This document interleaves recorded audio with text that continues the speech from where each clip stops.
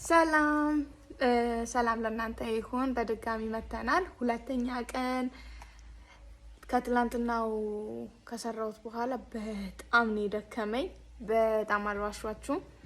እውነት ሰውነቴ እንትን አለ፣ ተቆጣ። በጣም ጡንቻዬ ምናምን ነገር እንትን አለ ተያያዘና ዛሬ በድጋሚ እሱን ስፖርት አልሰራም። ያው ዋናው ኮንሲስተንሲ ስለሆነ ሀሳቡም ስላለ ለየት ያለ ሪላክስ የሚያደርግ ነገር ደግሞ ሰውነቴ ሪላክስ እንዲያደርግ እሰራለሁ ማለት ነው። ዴይቱ እንደዚህ ይሆናል ማለት ነው። ቅልል ያለ ነገር ስትሬች እናደርጋለን። ራሳችንን እየተንከባከብን እንጂ ወዲያው በአንዴው ራሴን ከጎዳሁት በሳምንቴ አቁሜያለሁ። ይሄው ነው። እንቀጥል።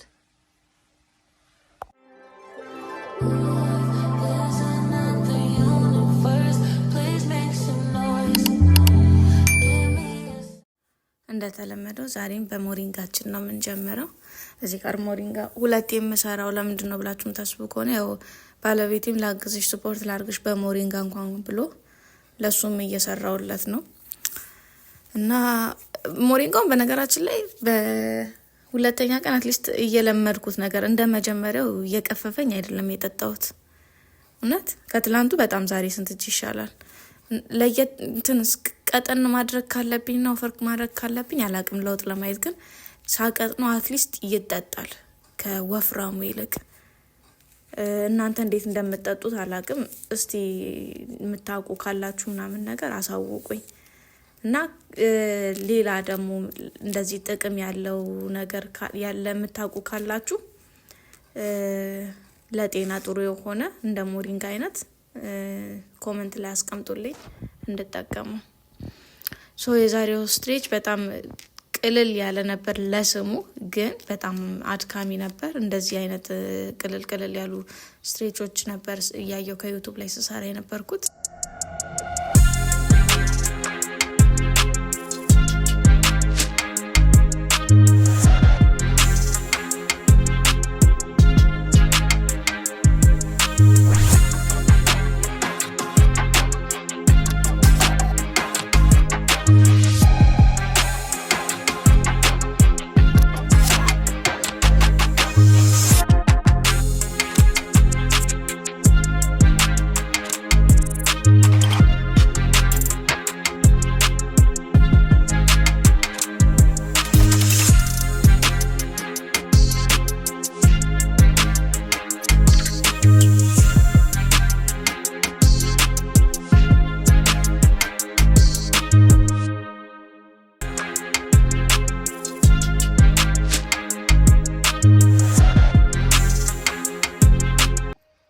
ዩጋይስ ስትሬቹ ራሱ በጣም ነው የከበደኝ። በስማ